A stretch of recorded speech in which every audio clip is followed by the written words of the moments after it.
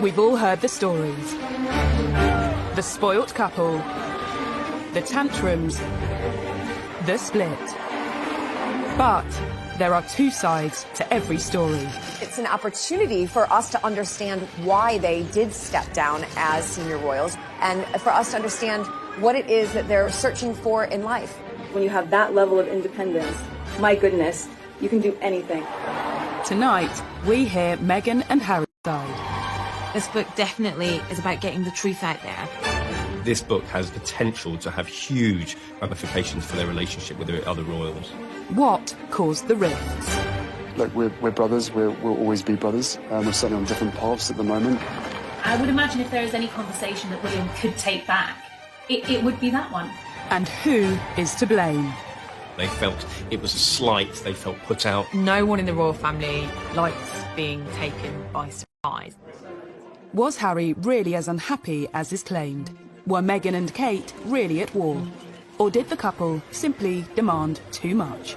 Kate and Meghan are not obligated to be best friends. There is an intense interest from the public to try and find out the unfettered truth.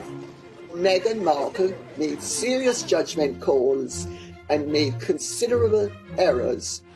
Can the couple ever repair relations with the rest of the royals? I don't see them going back into the constraining embrace of the royal family. I think that they will fly free. And how kind will history be to Meghan and Harry? Yes, they were breaking free of the royal family. Yes, they were able to embark on a new chapter of their lives, but it came at a huge cost. Meghan and Harry. Everything seemed like a fairy tale when the royal family gained a new member. I think they had the potential to be this amazing, celebrity couple. When they first got together, it felt like a real win, I myself was like, this is amazing. I'm loving seeing this. The wedding's going to be beautiful. And that's when the chip, chip, chip away started. Since then, it's been a turbulent 2 years for the Duke and Duchess of Sussex. And for many, they were to blame for everything that has gone wrong in the House of Windsor. But is that fair? I can just imagine what kind of struggle it was for them to see the constant lies, the constant made-up fabrication to sell papers, and that they were the human cost. Now, months after Megxit, we are witnessing the fight back. An explosive new book tells their side of the story, and it's causing breathless news coverage on both sides of the Atlantic. Now with the explosive new tell-all about as senior members of the royal family. And there could be some pretty stressful conversations for the royal family following claims made by a new biography of Prince Harry and Meghan Markle. Finding Freedom charts the relationship of Harry and Meghan from their first meeting to stepping back as senior royals. Everyone wants to know if this book is Harry and Meghan setting the record straight. They and the authors say they weren't involved, but that hasn't stopped speculation. I think it's hard to believe that they didn't have more than an interest in it, certainly. There's certainly lines within the books, even quotes that have come potentially from Harry and Meghan, and I think that a lot of people will be thinking that they had more of a hand in it than they have been letting on. A royal will always deny any involvement because that's the convention. The convention is that you never ever openly say that you have helped. But I think with Fighting Freedom, when we read it, you can hear Harry and Meghan's voice. Finding Freedom is written by Carolyn Durand and Omar Scobie, two seasoned royal journalists. Another author who has first-hand experience when it comes to setting the royal record straight is Andrew Morton. His book, Diana, Her True Story, caused a sensation in 1992. He believes the objective of Finding Freedom is to set out Meghan's side of the story. This is basically trying to explain how Meghan approached the royal family and how she was dismayed by the easy criticism of everything that she tried to do. She's been frustrated by the fact that she's not been able to give her side of the story. There are all kinds of stories that have come out about her, and she's not been able to answer back. And it's something which she's found immensely frustrating. It's an opportunity for them both, and in particular Meghan, for us to understand why they did step down as senior royals, why they've moved all the way across the pond, and for us to understand is that they're searching for in life. At the heart of the book is Harry and Meghan's decision to step down as senior royals. There are many reasons given, but crucially, we are told they were fed up being controlled by the royal institution.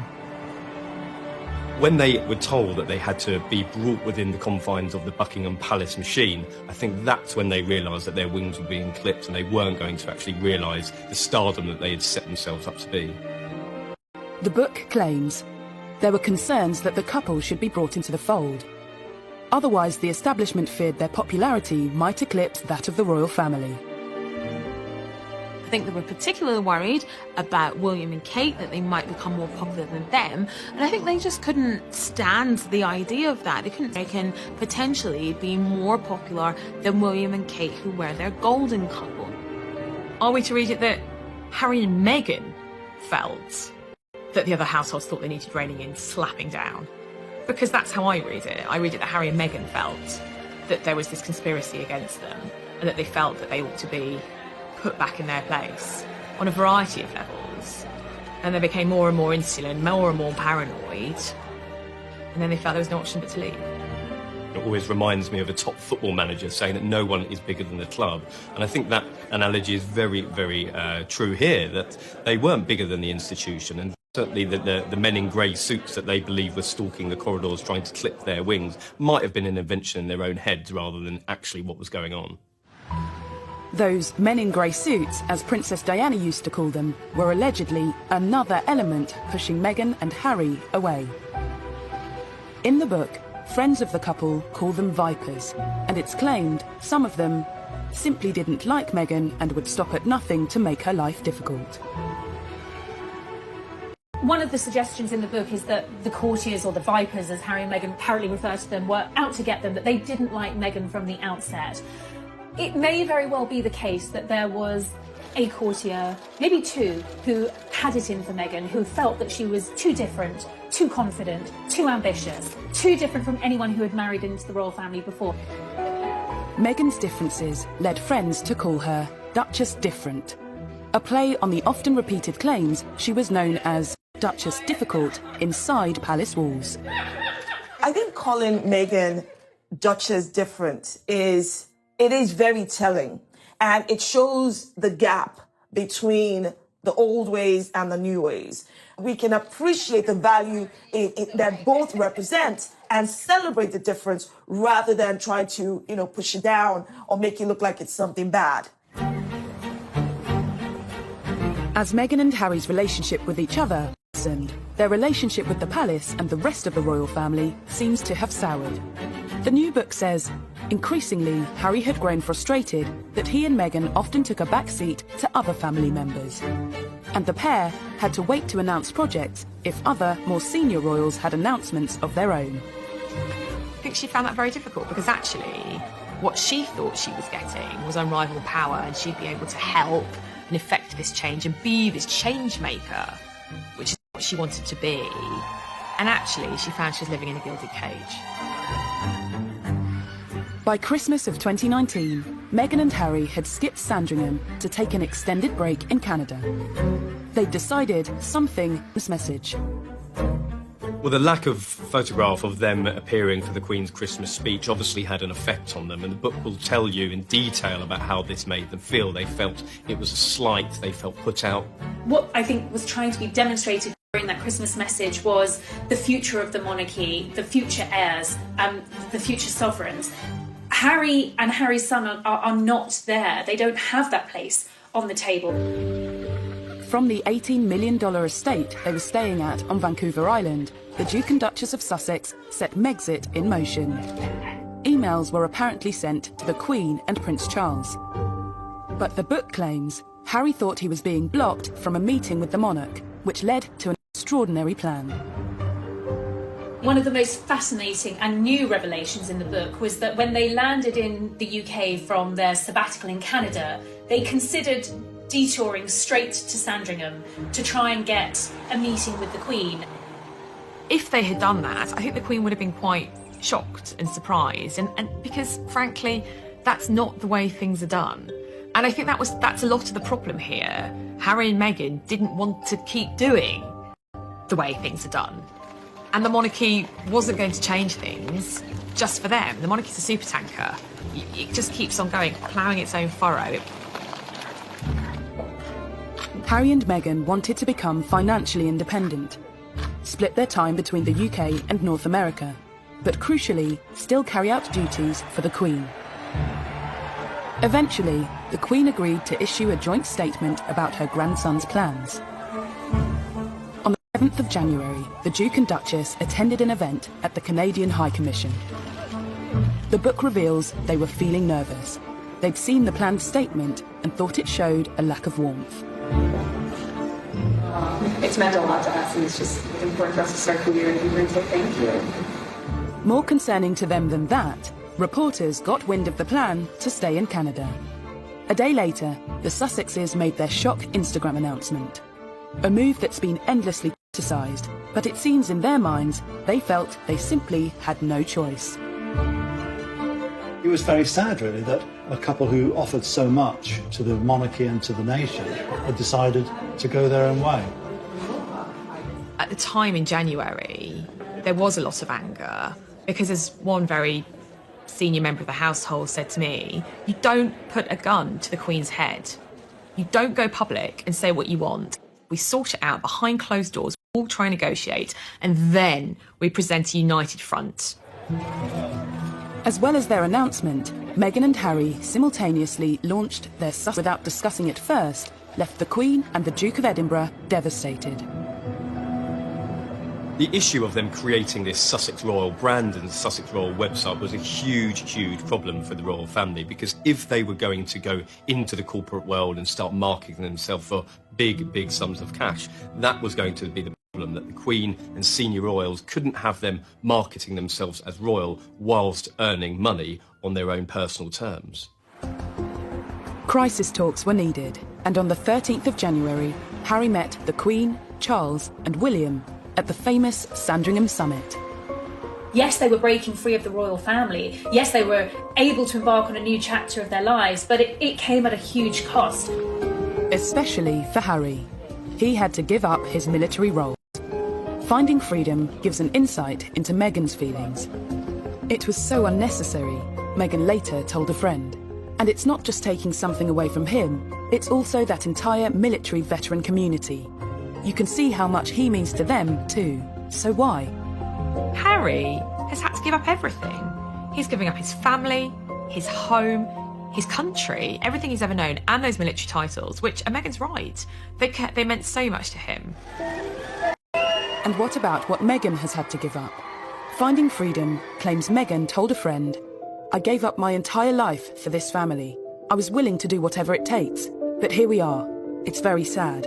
Even so, it's said courtiers and some family blame Meghan for Megxit. This girl who fell in love with a boy who happened to be part of the royal family, and she gave up her whole career to move over here to, of course, follow tradition and ritual, marrying into the royal family, and she literally couldn't win. And she basically gave up a part of herself, because that is what would have been expected of Meghan, expected of Kate, the Duchess of Cambridge.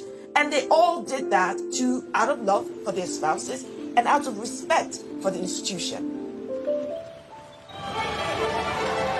These new revelations tell a story of just how unhappy Harry and Meghan were with their royal life and how they felt forced into leaving. But the new book also gives us a new insight into Harry and William's relationship. William potentially saying to Harry, listen, take your time to get to know this girl. Don't be blindsided by lust. Don't rush into anything. I would imagine if there is any conversation that William probably could take back, it would be that one.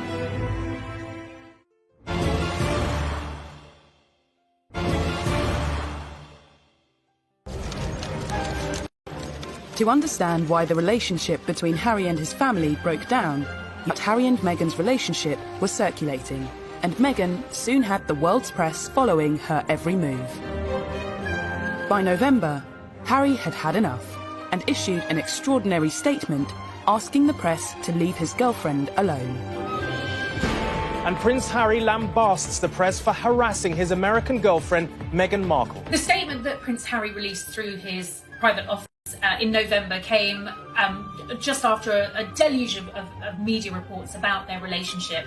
I mean, the statement was a bombshell, perhaps the first of what we were to expect from the Sussexes, in that it was certainly the most personal statement I've ever read from a senior member of the royal family. This was also confirmation that Meghan was his girlfriend. Don't forget, up until that point, it was only speculation. It's now been claimed the statement caused tension in the family. Not because of its content, but because of its timing. It immediately took attention away from Charles and Camilla. They were on a diplomatic tour of the Middle East. Well, Harry's decision to write this statement himself and give the family only 20 minutes notice that he was putting it out was absolutely catastrophic. It torpedoed Prince Charles's tour of the Middle East, which went down like an absolute lead balloon in the palace. The royal family has strict protocols in place to ensure they don't overshadow each other's work. Something Harry appeared to overlook when he attempted to protect Meghan. I think one of the themes that is explored in Finding Freedom is the jealousies of some members of the royal household and some courtiers of the level of attention that the Sussexes were getting. You know, there was a point when Charles and Camilla weren't even getting a look in. You know, all the tabloids wanted to run was stories about Meghan and Harry, and that became a problem. And I think there's definitely some truth in the fact that Charles at times has felt a bit jealous, maybe, of his son's public profile, because for a long time William and Harry were getting really, really positive publicity, and Charles, of course, had dreadful publicity. Harry's statement caused shockwaves in the palace and allegedly upset the Prince of Wales. But looking back, this wasn't the first time Harry had come out in vocal defence of his girlfriends. In 2005, whilst dating Chelsea Davy, he gave a frank interview to mark his 21st birthday. I suppose that is the media in general. There's truth and there's lies, and unfortunately I can't get the truth across because I don't have my own column in the paper, which I'm thinking about getting. It does irritate me because obviously I get to see how upset she gets, and I know the real her. I don't think Harry's changed an awful lot over the years. He's become far more considered and far more aware of what's going on in the world. At the same time, his hostility to the mass media and to photographers and the paparazzi in particular hasn't changed one jot, to the point where he has, in his own mind, more control over his life. Less than a year after the statement, there was another incident, this time between Harry and William. Finding Freedom details a conversation that supposedly took place just before Harry proposed to Meghan. William is quoted as saying, "Don't feel you need to rush this. Take as much time as you need to get to know this girl." A source claims William didn't want his brother to be blindsided by lust. The book goes on to say, Harry could see through William's words. He was being a snob. I think that there was a great misunderstanding in that moment. That was, I believe, intended from a genuinely good place, a place of brotherly love and just wanting Harry to be absolutely sure, given the speed that this relationship had moved at, that he wasn't rushing into things. Harry, who was clearly sensitive and I think aware of some of the sniping in the corridors of power about Meghan, just took this deeply personal and the wrong way. And I would imagine if there is any conversation that William probably could take back, it would be that one. I think William was just trying to look out for his younger brother. Now, maybe it goes to the heart of their relationship, and Harry was frankly fed up with playing third wheel, effectively, to William, Kate and Harry. I mean, sometimes when the three of them did jobs together, I'd go and watch them, and it did feel a bit sorry for Harry. You know, Kate and William were always first because, you know, in the line of succession, William's always first, and Harry was always slightly trailing behind. So did William ever really accept Meghan? Rumours of a rift refused to go away. During Christmas of 2018, William appeared to ignore Meghan outside church. The following Easter, another incident, on the Queen's 93rd birthday. The footage appeared to show the brothers avoiding each other. Is there petty jealousy? Yes, because I think there is between any family. Show me any family in the world where there's not jockeying for position, or one sibling doesn't think, oh, you know, that sibling shouldn't have had that, or etc. That is family. That is the human condition. I do think this is War of the Waleses Part 2, but this is also the British royal family. This is what they do. They argue, they fall out, and then we make a drama out of it. But for some, Harry and William's fallout is far more serious. This was a devastating blow to the British people and indeed members of the Commonwealth, because they have looked to William and Harry as being the successors. So to see a divide between those really did tear at the very fabric of the British public's relationship with the royal family. Has much experience being the same? Well, bear in mind I cook him and feed him basically every day. I think he's done well the world. He told us the other week that he did all the washing up. He does do a bit of the washing up, then he leaves most of it in the sink, and then it comes back in the morning and I have to wash it up. Oh, the lies. I think the difference between William and Harry has a lot to do with succession in the royal family. William knows that at one day he will become king. Harry knew that the reality of that was very, very unlikely that he would ever sit on the throne. So in many ways, he lived a life free of those shackles. He was the rogue and renegade prince. And there was nothing wrong with that in Harry's eyes. And seemingly there was nothing wrong with that in the House of Windsor's eyes either, because it made him more relatable and it also modernised the monarchy. Tension between the brothers was confirmed by Harry himself during a bombshell interview with Tom Bradby. There's been a lot of talk in the press about rifts with your brother. How much of that is true?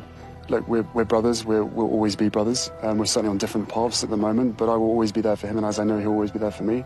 We don't see each other as much as we used to, but it's just, as I said, as brothers, you have good days, you have bad days.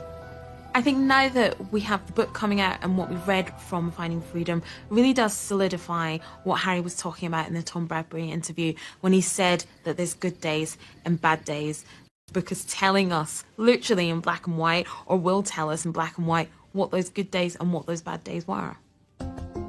Not only is it alleged that William wasn't as accepting of Meghan as Harry would have liked, it's also claimed she wasn't warmly welcomed within the palace. One senior royal referred to the American actress as Harry's showgirl.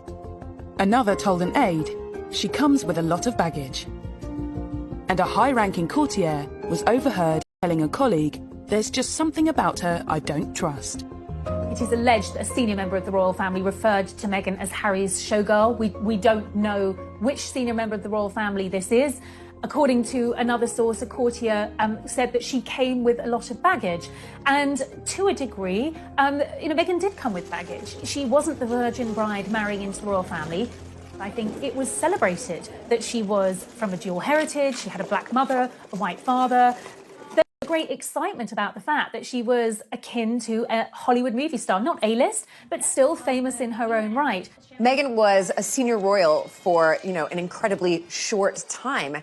And I think if we look back at that short time, she was almost immediately hounded by the British tabloid article about Meghan. That was rather ruthless, to be honest. Now, with thousands of miles separating Meghan from the palace and Harry from her brother, it remains to be seen if Harry and William's relationship can ever be the same again. I definitely think the dust needs to settle, and it may not happen next week or the next weekend or the one after that, but there's definitely a way back from this, and their relationship can be repaired. The irony about this book, in many ways, is that the brothers were just getting to a stage in their relationship where they were on a more even keel. I was told that communication had resumed between the brothers. We don't know whether they've spoken in light of the excerpts from this book, but one can only imagine that this has done nothing to improve relations that were strained in the beginning and at this stage must seem pretty beyond repair. Finding Freedom not only claims to know what happened behind the scenes with Harry and William, but sheds a light on the rumours of duchesses at war.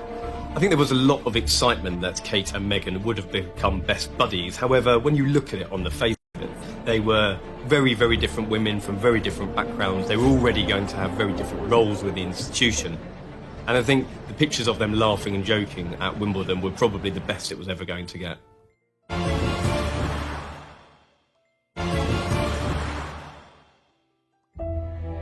Finding Freedom is said to be Harry and Meghan's side of the story. It claims to provide a new perspective to all the stories, rumours and gossip that we think we know. In particular, a focus on negativity surrounding Meghan's relationship with Kate, not long after she became the Duchess of Sussex. After the royal wedding, once that sort of crest of the wave of excitement and euphoria had subsided, there was a slow drip of reports that began to show Meghan in a different light. After her wedding, Meghan was faced with a number of negative headlines. One in particular seems to have angered the Sussexes. It was reported that Meghan had made Kate cry during a bridesmaid fitting.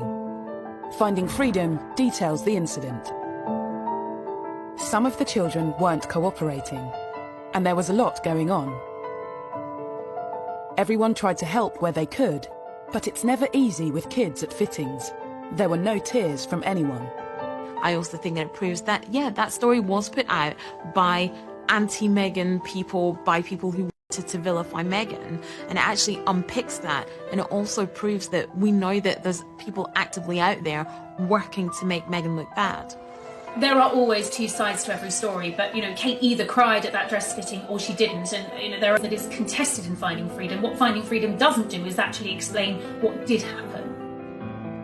Whatever the truth, Meghan and Kate's relationship soon became a favourite topic for the tabloids. I think as soon as Meghan married into the royal family, the comparisons between Meghan and Kate were constant. And Kate is English. She's an English rose, and she does everything the right way. But she will be the future queen. I think there needs to be some leeway for Meghan and Harry because, he's now much further down the peg line as far as inheriting the crown.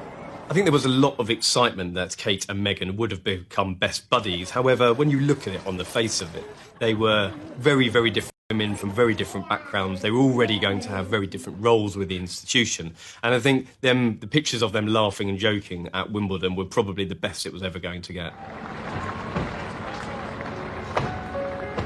Despite the press rumours the Duchesses were at war, Finding Freedom claims the relationship between the sisters-in-law was less tense than reported. It does, however, reveal they struggled to move past the distant politeness of when they first met. It was very easy for us to escape into this storyline that Meghan and Catherine were best friends, that William, Harry, Meghan and Catherine represented the Fab Four, this union of young royals that were set to take control and modernise the monarchy. It wasn't the case at all. Just 1 year after they were photographed laughing together at Wimbledon, new photographs emerged of Kate and Meghan together at a polo event. This time, the atmosphere appeared a little less friendly. The book notes there was a cordial but distant rapport. So it was a big exclusive event in the summer of 2019, and both Kate and Meghan were there with their children. In fact, it was probably one of the first times we'd seen Meghan out and about with baby Archie. Kate was watching the children playing on the field while watching the polo, but the real striking thing was that the two women were not speaking. They weren't even conversing for most of the day, and I think that was quite a bit of a realisation for the British public, and quite a disappointment as well, that these two women were not going to be the best of friends. It's reported Meghan had wanted a strong and close relationship with her sister-in-law. The book details that Meghan had initially hoped that Kate would potentially reach out to her and help guide her as somebody who had married into the institution, but the offer never materialised. It goes on to say, Kate felt they didn't have much in common, other than the fact that they lived at Kensington Palace. So perhaps that was an unrealistic expectation. The Duchess of Cambridge is a busy woman, but Meghan clearly took that quite personally. In the same weekend Finding Freedom dominated the papers, Emily Andrews broke the story that friends of the Cambridges say Kate rolled out the red carpet for Meghan. So who was to blame for this coldness? I think it seems that Meghan had a very unrealistic expectation of her relationship with Kate. I mean, if you look at it from the Cambridges' point of view, they don't know this woman at all. From their point of view, they absolutely did welcome her into the family. William and Kate invited Meghan and Harry to apartment 1A. Kate met Meghan pretty early on in the relationship, and I think from William and Kate's point of view, they did try and help as much as possible. But they were at a very different stage of life. Kate, Mary With friends of William and Kate refuting stories from Finding Freedom, the public is once again presented with two sides of the story, unsure which side is telling the truth. By the time Harry and Meghan's final royal engagement came around in March of this year, the tension was clear for everyone to see.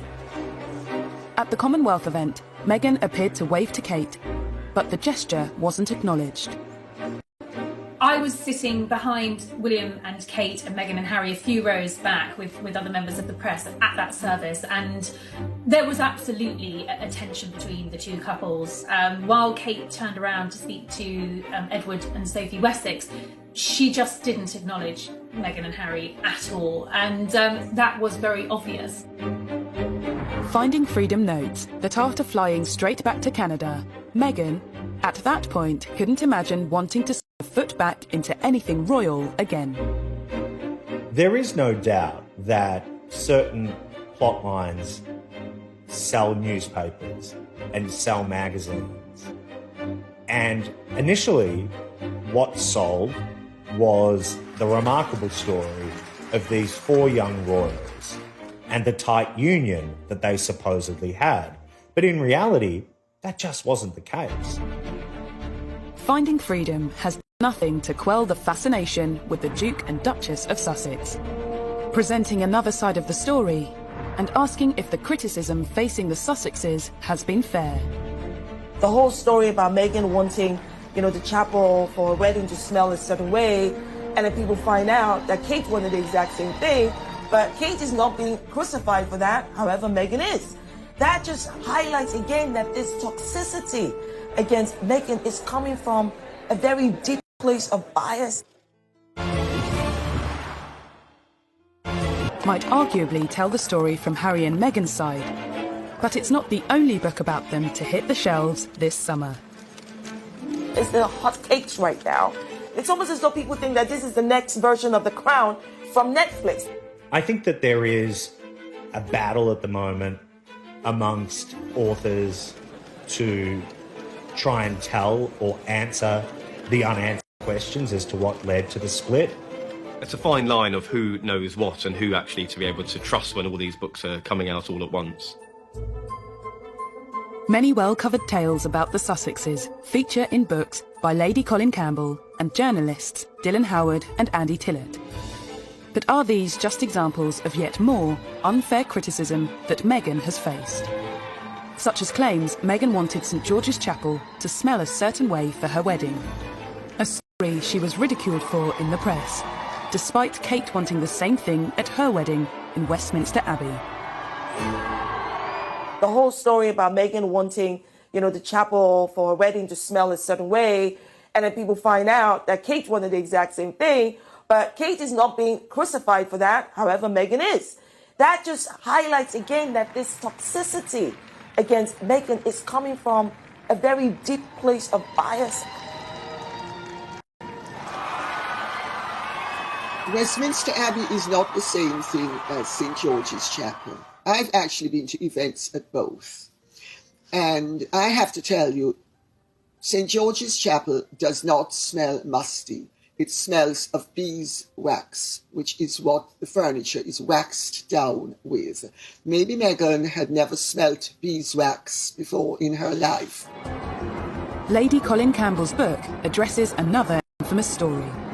The claim Meghan clashed with the Queen over her choice of tiara for her wedding. But Finding Freedom says there was no clash. Each story has been corroborated by at least 2 sources, and they spoke to over 100 sources for the book. People don't want to believe that. They want to think only Harry and Meghan will say that, and they are lying. Instead, the book says it was Harry who had reservations, that the Queen's dressmaker, Angela Kelly, was intentionally delaying the process of Meghan selecting her wedding day tiara. But it is quite one-sided. Yes, Harry and Meghan don't escape criticism in the book. That's certainly true. But it is mainly their side of the story, and everyone else is the bad guys. Either way, what is sure is that there have been countless attacks on Meghan over the past 2 years. Allegedly, some even came from palace insiders. Buckingham Palace And we're back to this narrative again, that strong, independent women are anathema in our society. Such is difficult. Hurricane Meghan, some of the headlines that started coming out in the tabloid press, reports that, she had a habit of sending dawn emails to staff and wanted a response before lunchtime. This appears to be true and seems to be backed up in Finding Freedom. But the author's interpretation of this is that this was an experienced, successful American actress who was used to having an entourage of staff and who was used to having things done quickly. The idea that Meghan's a diva is clearly one of these racialized ways of thinking about black women where, they have this long-standing idea of the strong black woman who doesn't need anybody else, who's feisty and aggressive. Meghan has faced criticism for pretty much every move she has made, even down to the clothes she wears. When Meghan came on the scene and started wearing gowns that were thousands of dollars and living an extravagant lifestyle, then it began to rub people up the wrong way. Someone's got to spend the most, and Meghan's the one that spends the most. Again, it's just a non-issue, it's a non-story. She's probably spending her own money. What's the big deal? And even a claim that Kensington Palace staff noted that Meghan's charity cookbook, raising funds for the victims of the Grenfell tragedy, didn't contain a single recipe of British origin. She was trying to do something wonderful and good for all of those that were lost at Grenfell Tower and for their families. Everyone embraced this so deeply because it's been a passion project for all of us, and for very good reason. For Meghan, much of the criticism must have felt unwarranted and unfair. Why is Meghan a target for criticism? Very good question. Right. I don't know. Do you have a piece of paper? Several pieces of paper? But let's start with the fact that, one, she's a progressive woman. She's independent. And let's talk about the fact that she doesn't fit your traditional idea of, royalty. Let's talk about the fact that she's a woman of biracial heritage, right? Let's talk about the fact that her profession was that of actress. And the fact that she's American. There's just so many things around and about her that many people do not like. I feel for the poor girl. I mean, she came into this country, parachuted in.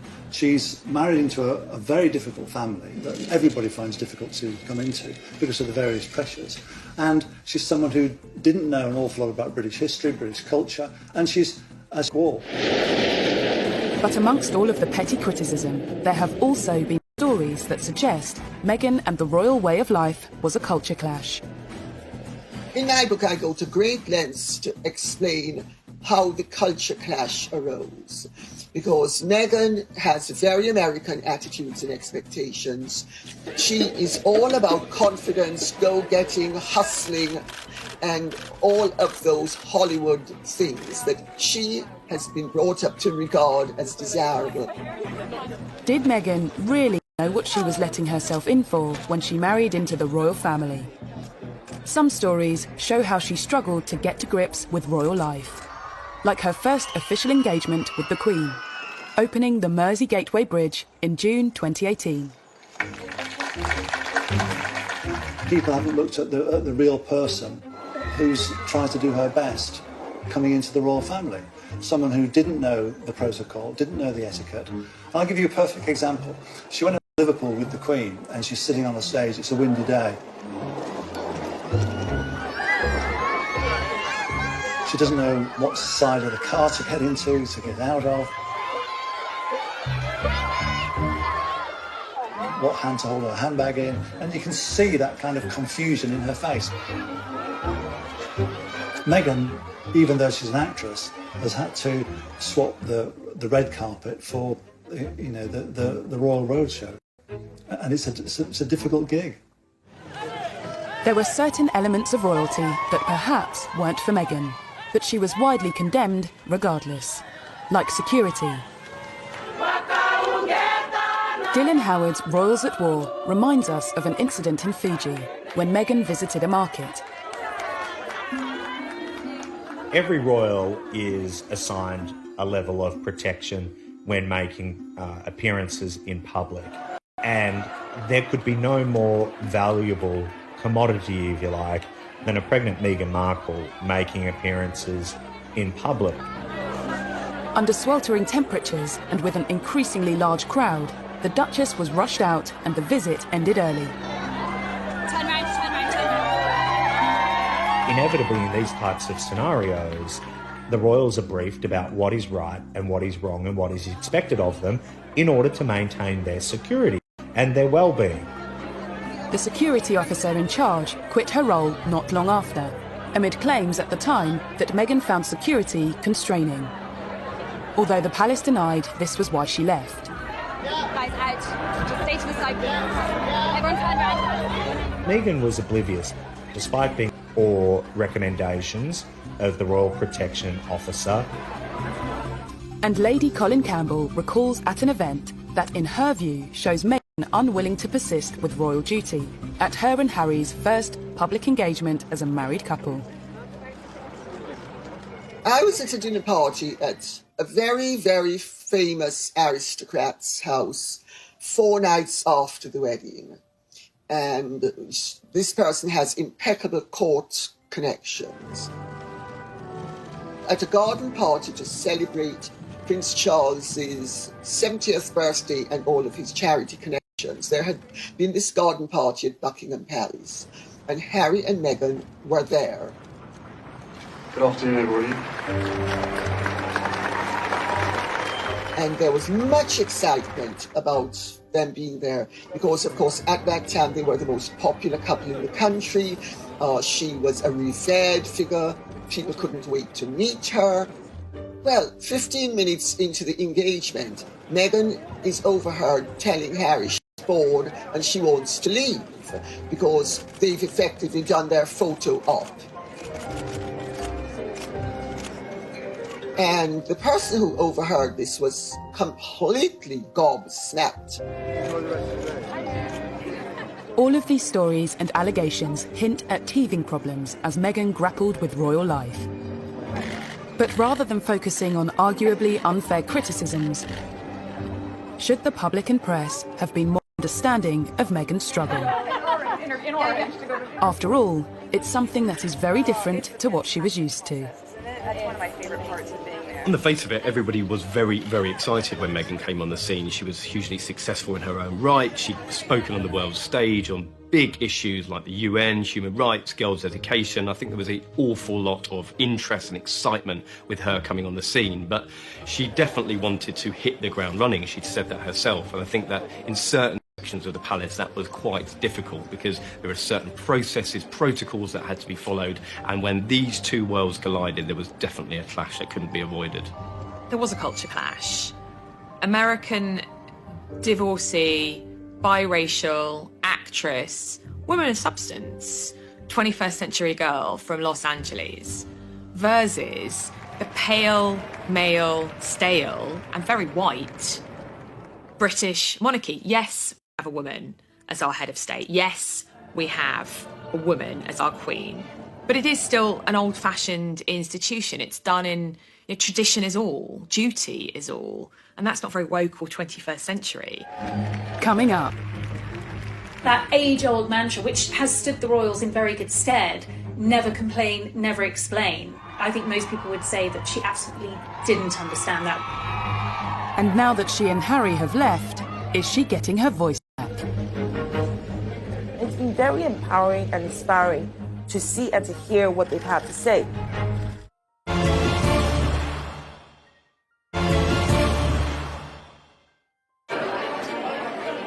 Many observers believe that a key factor behind the Sussexes leaving the royal institution was what some saw as the muzzling of Meghan Markle. Before her marriage to Prince Harry, she'd used her media profile to highlight social issues close to her heart. Women don't need to find a voice. They have a voice, they need to feel empowered to use it, and people need to be encouraged to listen. More people were encouraged to listen when her relationship with Harry became public. But being Harry's girlfriend was one thing, being his wife was quite another.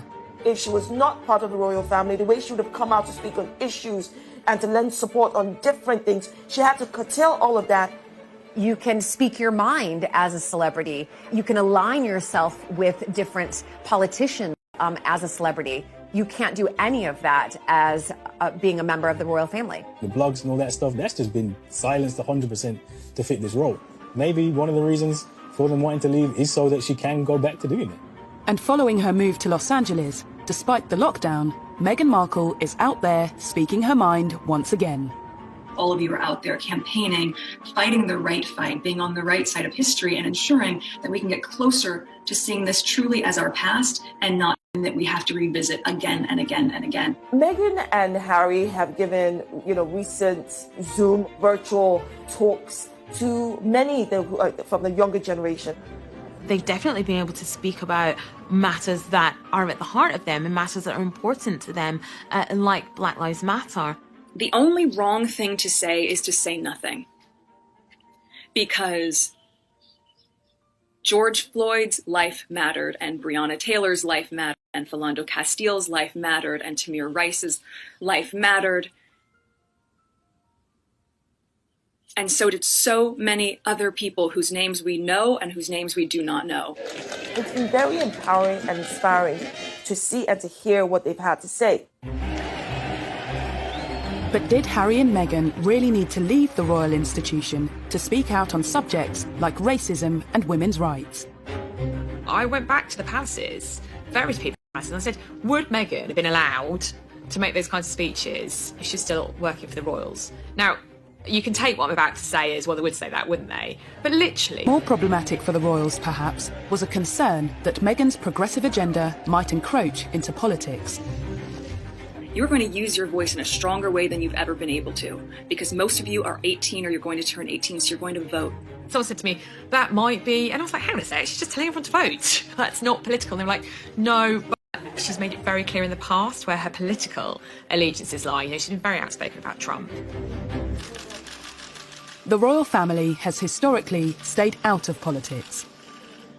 There is an inherent conflict between a member of the British royal family involved in American politics. It just can't work. Before Meghan became pregnant with Archie, they had intended to go to America on tour, but she made it very clear that she wasn't going to see Trump. I'm afraid it doesn't work like that. Clearly she is a woman with very strong political opinions. I think we will probably see and hear more of these now that she is detached from the royal family. As well as freeing her to speak her mind, leaving has allowed Meghan to regain control of her own agenda and to hit out directly at her detractors. Meghan has always liked to control her own publicity. Through her Instagram, very popular Instagram account, her blog, The Tig, she was used to being able to control the message. I think it's when things have been out of control, that's what she finds frustrating. Believe in what makes you unique, and don't be afraid to do what you know is right, even when it's not popular. Even when it's never been done before. Well, Meghan's choice of language of even when it's not popular, even if it's not been done before, was definitely a pointed reference to their decision to leave the royal family. Even if it scares people. And even if it scares you a little. That age-old mantra, which has stood the royals in very good stead, never complain, never explain. I think most people would say that she absolutely didn't understand that. One of the things she felt very stifled by was not being able to answer back. I think Meghan's biggest problem has been that she's obviously been schooled in the world of Hollywood, where you hit back at rumours and innuendo and you take the fight to them. Meghan couldn't grasp the reason why she wasn't able to respond to these. Well, there was so much more at stake than just Meghan Markle. The whole House of Windsor needed to be considered in whether or not she was to respond to an allegation that was levelled against her. And that narrow-mindedness goes a long way to explaining why her and Harry would ultimately leave the family. And I think this book has largely been written to put her side of the story across. And regardless of their personal influence on the book, it hasn't been the only outlet for the couple's grievances. Suing a newspaper for publishing a private letter to her father. The letter related to Thomas Markle's various dealings with the media, following his non-appearances at the couple's wedding in May 2018. And within the court documents, some of Meghan's complaints about her treatment within the House of Windsor have been laid bare. She has used the courts as a forum to get her version of events out into the public. Meghan's detractors say she's attempting to manipulate the media and claim the revelations in her court evidence and writing the letter to her father in the first place are evidence of this. If Meghan expects me or anybody else that I know who has a brain to think that she wrote that letter for anything except damaging her father's reputation and boosting her own and excusing her, she better think again. The central point of the case is whether Meghan wrote this letter with the intention of it being public. And one of the authors behind this book has actually gone on record to say that Meghan wrote it with the public in mind. That was a comment made by author Omid Scobie earlier in the year, but not repeated in the book. Meghan emphatically states that she didn't expect the contents to become public. Associated newspapers, publishers of the Mail on Sunday, are contesting that. Before being published, the letter had been referred to in People magazine. She may have given her friend permission to speak to People magazine. Friends have been spoken to at some point, but I genuinely think that was a letter between herself and her father, and I don't think she wanted it to be in any of the papers. She would have been very frustrated that it was published without her knowledge. It will be up for the courts to decide of whether this was an issue or whether she did know or didn't. I think it must be very sad and exhausting for Harry and Meghan to have had to undertake this court action. They're forced to go through this vicious cycle of seeing more lies and the same lies come up and people buy into it and people dig into it. So it has to be exhausting for them. But I have to say, it is the right thing to do. Since beginning the court proceedings, both Harry and Meghan have been accused of hypocrisy in their dealings with the media. Whether or not she wanted the letter leaked is really unknown at this point. But what I can say with certainty is that she does want certain stories leaked. In the book Finding Freedom, it says that she worked with the paparazzi. She tipped them off, and she tipped off local journalists because she was trying to further her own profile. And you do kind of come away from the book thinking Harry and Meghan are perfectly happy to invade. I've never seen a member of the royal family who has polarised opinion quite as strongly as Meghan and then Harry and Meghan. It's almost as if people took positions very, very early on. You're either for them or you're against them. But unlike many such debates, there will eventually be winners and losers on at least some of the big questions over Meghan. Is she an attention-seeking hypocrite who was a disruptive influence on the royal family? Or is she a well-meaning and wholly innocent victim of racism, sexism, and the machinery and machinations of the monarchy? It seems that the English courts will play a part in answering that question. If they are to win, they will have won at the expense of dragging the royal family through the mud. So win or lose, in my view, it's a loss. Released from the House of Windsor, have Harry and Meghan really found their freedom? If it was not for COVID-19, we would have seen and heard a lot more from this couple. They are holed up in a rented £80 million mansion. They really need to try and take a bit of time out and maybe realise what they want, what their future looks like. Meghan and Harry have begun their new journey in Los Angeles, and released from the shackles of the British monarchy, their new life is laid bare in a revelatory new book, Finding Freedom. But are they? I think moving to LA, to California, they have found a lot of freedom, at least a lot compared to what they were having over here in the UK. It's just different over there. It's more laid back, it's easier, it's a slower pace of life, and I think that's going to be good for the both of them. They really need to try and take a bit of time out and maybe realise what they want, what their future looks like. They're not in the public eye as much as they were over here. So I think they've got a real opportunity to slow down, to figure it out, and to find happiness. But if finding freedom is their goal, 2020 hasn't been the easiest year in which to achieve it. Have they actually found freedom? Not really. No one could have predicted this pandemic, but the reality is that they are holed up in a rented £80 million mansion in Beverly Hills. taking on the paparazzi because they believe they have invaded their privacy by taking pictures of them. The idea that they are almost prisoners in their own home doesn't suggest that they have found freedom. The Duke and Duchess of Sussex launched another league for their infant son, Archie. These reports of the drone that's flying over their home and they're trying to find that person and then they will sue that person. It goes to show you that they will not put up with the invasion of their privacy at all. Some believe that for a couple seeking freedom and wary of the paparazzi, moving to Los Angeles was a strange choice. That remains the great paradox of a decision to move out of the royal family to avoid the limelight and move to a place where the limelight shines brighter than anywhere else in the world. They've gone to the pap capital of the world. In LA, freedom of expression is paramount. I think that we're seeing how they're trying to achieve the privacy that they want by suing publications, and they probably won't stop until they stop being pursued. So I think this will definitely put caution in a lot of journalists and a lot of photographers and being very, very careful about what they print. The Sussexes' battle is far from over when it comes to protecting their privacy. But what does the future hold when it comes to their financial freedom? I think we're going to see a lot more of Meghan and Harry making speeches.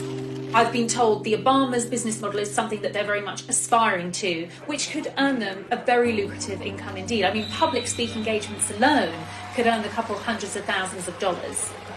And I'm quite sure that in California, where they're now based, that there will be all kinds of companies that will want to see them on their boards. And I can well imagine, for example, Meghan going on board of a major international company to look at gender issues. There's much speculation about the path that Meghan will take. But what about Prince Harry? The break from the royal family meant giving up all his military titles, and which took up an awful lot of his time. I think he probably took that quite hard, and I think that was a bit harsh, but I'm hoping that he can continue to work with veterans in some form, perhaps in America, and continue that line of work, because he was genuinely passionate about it. If, as seems likely, Harry has more difficulty than Meghan in acclimatising to this new life, might some kind of return to the royal fold be possible? The Queen gave them this option of the trial period, see how you fare after 12 months and see if it's working for you. Partly through coronavirus and partly through the way they have handled things, what they hoped to achieve is clearly turning out to be more of an uphill struggle than they would have envisaged initially. Who knows? I don't think they know what they're going to be doing between now and next week, much less next year. There were headlines in some of the tabloid press after the serialisation that, there was no way back after Sussexes.